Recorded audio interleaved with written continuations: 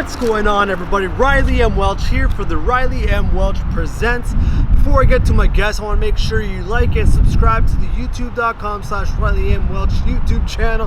Ooh, that was a one-take wonder, baby. Today I have Kyle from the Crease Rule. He just dropped a brand new EP called Brotherhood. So let's chat. What's going on, everybody? Riley M Welch from the Riley M Welch Presents. This guy's trying to make me laugh. You're going to see it soon. I'm joined with Kyle from the Crease Rule. What's going on, dude? Hey, man. Good to see you. Glad to be here finally. It's been a bit, eh? Welcome to the set. It's like the Seinfeld where the Kramer has got this old set from the it's a clean set.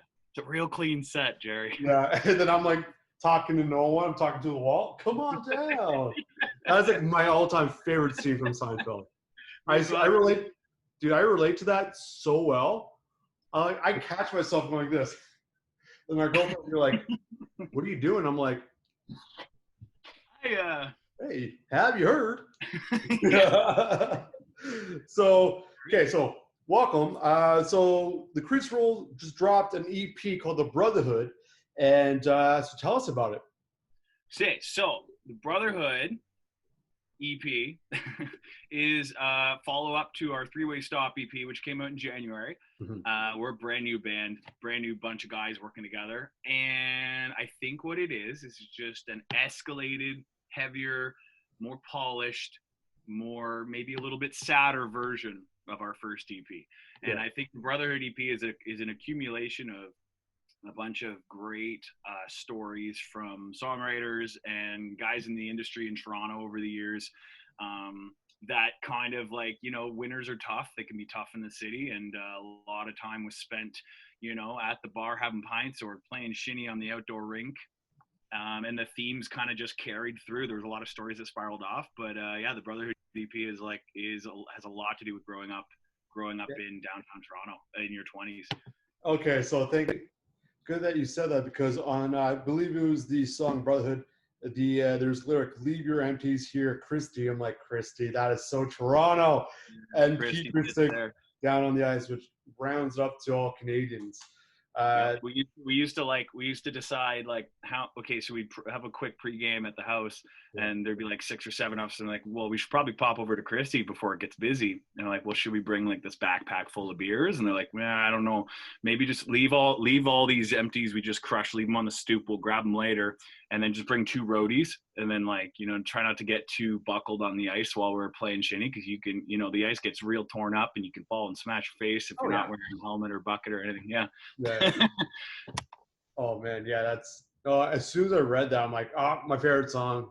The Canadian boys just doing their thing, even at the urban city level. It's just so Canadian, man. So Canadian. You just saying, down at Christie, that's Canadian, man. Christie, there, it's just Canadian. Christie and Roncy, and there you go, bada bing, bada boom. Just in between the two there, you got the rink, So just you gotta head to the rink, grab your beers, put your skates on, keep it simple. It's like, should we go to Christie or Hyde Park? Well, I don't know. Are we gonna have a Tilly over this? We're gonna have a Tilly where we're playing tonight, boys? You serious?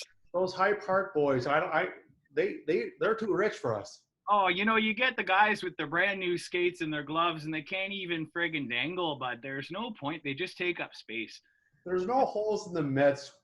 They just bought it. They're clubs. Are you kidding me, bud? Slick. Come on, buddy. Slick Rex, eh? Slick Rex. Perfect. So, we met, can't believe it's like, I want to say a year and a half ago, where you were with Josh Ross. Good guy. Solid dude. Yeah, beauty. What a beauty. So from the country to punk rock, how'd you get into that? I think I grew up in Bowmanville, Ontario, and there was a great scene of punk rock guys. And then as soon as I went to the city, most of my existence was Bloor and College and Bathurst, between that and Bloor and Dufferin, and it was just a great scene of punk rock kids from 2009 till, maybe not as much anymore. There's a bit of a resurgence, but I had some great opportunities to play with people, to play for artists, and I got in early on in my career, with some pretty good management companies and whatnot. And I'm at the core of me, I'm a musician. So like I was able to play different genres and kind of just suck it up and sometimes play stuff that you're not always, stoked about.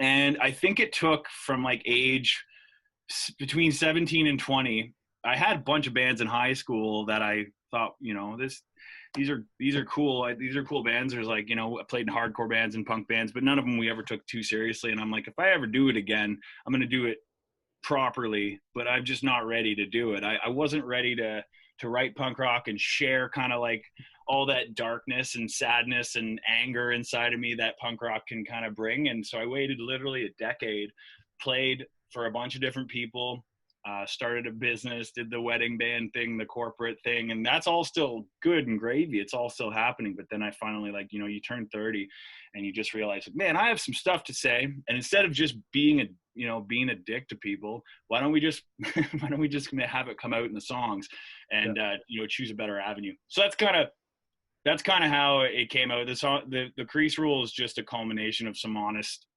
real stories that have occurred in my life with the people around me, and it's probably the best way to get out all that extra aggression. It's one of those. Yeah, that's kind of how. Say now you hit your 30s, you have a voice, and I noticed that your cover art for Brotherhood is pretty sick. It's just a rank with the like WWE little like championship belt. So like what was inspired by that? Dude, so what happens with these guys is like a lot of times we had two pretty solid men's leagues, I'd say, and one of the most popular ones downtown that we had. Yeah, we had two. We had the Christie group there, and then we also had the group at Dunbat, and especially the Dundas and Bathurst rink. That group of guys, we played together for, I would say, 10 years, almost 11 years straight, every Thursday, 9 to 10, and full gear. If it's snowing, we're still playing. We'd have goalies and everything. It was great. And that belt is our player of the game belt. So if you're the player of the game, you get the belt for the week. You got to bring it back next Thursday. Oh, so man. For this picture, I couldn't think of anything more classic. Is the skyline with the CN Tower, bunch of sticks in the middle, and then the title belt hanging, because we'd have it hanging, and it was just such a symbol of like, the guys getting together and really like kind of like it's our own little version of like how to reach for glory. It's such a small scale. You get a bunch of guys together and the testosterone's flying high, and you get a lot of pig-headedness, and we'd battle out to the point where you get some fist fights, some brawls. But by the end of it, we're cheersing our beers and hugging it out, and that's brotherhood. Hashtag hockey guy. That's You know me. That's I'm glad. That's how we became buddies. Is just being able to talk hockey while everyone else was doing country interviews. We're like, hey bud. I can. It's just as soon as I looked at you, I'm like, What is this guy doing here? You're like, guy shouldn't be here. He should be wearing way better jeans. You should be wearing the same jeans as the artist. I was rocking Old Navy because that's the only thing I could afford at the time. And I was pretty sure I was wearing acting. Yeah. I went straight to clearance. I still do. Yeah. Oh man, no, there's funny, eh? Like, it's great to keep your identity when you're playing in different scenes. You have to conform a little bit when you're playing like a genre of music, and you got to be professional about it. But at the same time, man, like, I was always able to be like uniquely myself, and I feel like I've never really compromised much on who I am. And so you can't win with everyone. I realize, like, I really can't fabricate who I am, and it doesn't work for all people. But you know what? The people who do appreciate it, they're longtime friends and industry friends, and they know I am who I am, and I'm just more me now than I've ever been. That's all. I'm just way more me. So. And life is so much easier when you're just like authentically yourself. It's just so much easier. Sometimes you just gotta look in the mirror and say, "When in?" Oh God. Just like, what are you doing? Come on, buddy. Act up. Act better. Oh man. Hey, yeah, you're self-aware. We're being self-aware. Self-awareness is key, man. Self-awareness is key. You gotta limit your substances. You gotta limit your bad foods. You gotta start acting like adults when you get a little older. You gotta realize, like, wow, I ran around like a kid from age 18 to 30, and now I'm 32, and I've spent a good 2 years rehabilitating and getting myself like back on track as like, you know, your body can't hack the way it used to, you know. Look at you though. Apparently you're the ageless wonder here though. You just don't get it. You're a sweetheart. You're a sweetheart. Oh, You you don't know, know behind the scenes. I pull my back just sitting. That's a true story. Sitting on the bench in like, where was it? Off of Queen Street. And I'm like, I legit did this. I'm like, oh, God damn it, man. And then I bet like you end the video and stuff and you're just like, you're just like, I'm like, honey, help me out now. I'm going to bed. Like I can't do it. I commend you on your energy, man. Your energy is ridiculous. Like, it's just a lot of people probably are envious of the everyday energy you have. It's unrivaled. Like, I'm like, how does he go this? How does he do this? Like, what kind of Wheaties is he eating? Like, you know, what is your breakfast? You know what I had for breakfast? Dude, I am not lying. San Remo's donuts. No. Oh, buddy, frosted creamer. Oh. It's okay, man. I did a run this morning. There you go. And then you can eat whatever you want for the hour afterwards, I guess, right? That's how things work. Synthetic sugar diet. I'll keep you excited all day. Exactly. So speaking about hockey, I know I'm putting you on the spot, but what player kind of resonates with your with the Crease Rule? Because you were mentioning that there's rough, but at the end of the day, you're grabbing beers with the guys, or it's just really reflecting on the past. I would say like I'm a big fan of the guys who can fight and shoot. I'm a big fan of the Jamie Benns, and but I'm also a fan of like those classic gentleman style players who are two-way players, like but also put up 1,000 points. You got the Steve Yzermans and the Joe Sakic's. Those are just they're unrivaled in terms of they stayed out of the box, but they weren't afraid to get down in the corners, get their rough some guys around here and there, score goals, pass the puck. Those are the true the true hockey players that I'm a fan of. I'm a fan of the guys, basically any hockey player that digs in the corners. Like, I just think there's not enough of that in today's NHL, and you don't see enough of that digging in the corner, and that's the puck's not going to get itself to you unless you got a guy like that, right? You got a Zach Hyman, right? I was about to say Hyman. I was throwing the puck out to Austin Matthews. Like, you need that. You get Ryan O'Reilly's, the St. Louis Blues, like a great example of hardworking two-way players, and then you get like the complimentary Tarasenko's that kind of bury the puck for him. You know what I'm saying? And then he can sing you a song right after the game. Isn't he a beauty? It's amazing. Damn, he's a definition of a beauty. He's a fake hockey guy. Oh, he's with a tooth missing too. What a guy. No, do you remember his speech? He did his speech at the NHL awards, and it was just so legendary. Like, I forget what he said, but it was unlike any like Stanley Cup winning speech ever. They chose him. Like, Pietrangelo is like, no, you do it. Like, you're Ryan O'Reilly. So what a guy. What a guy. I'm a huge Jakub Voracek fan. Voracek? I love Jakub Voracek from Philly. Carolina? Philly. Flyers. Oh yeah, the guy. Big bush. Looks like Gritty. Then he was on literally looks like Gritty. Yeah, I'm a huge fan of his play. Big player. Dishes the puck. Those types of guys. Yeah. Like, there's like a Josh Anderson out of Columbus, for the Leafs. Yep. Kyle Clifford. He can play. Welcome. He can legitimate play. Yep. And he's is what we need. Anyways, that's it. Dude, we need a guy like Kyle Clifford. We need more of that.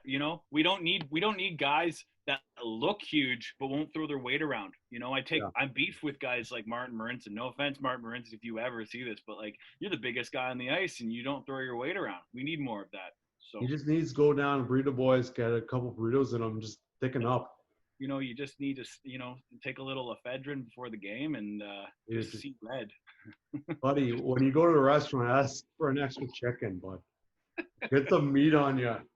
Like, if I had his height, I swear, I sound like every Canadian. But if I had his height, I swear to God, I'll pack on the LBs and just truck people.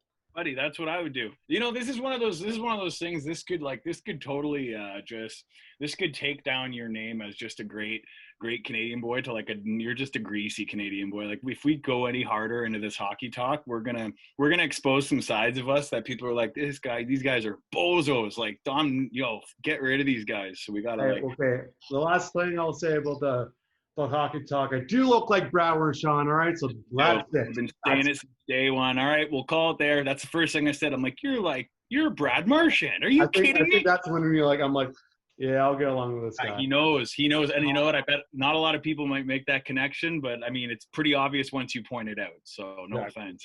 I'm taking the offense. Let's get back to the music.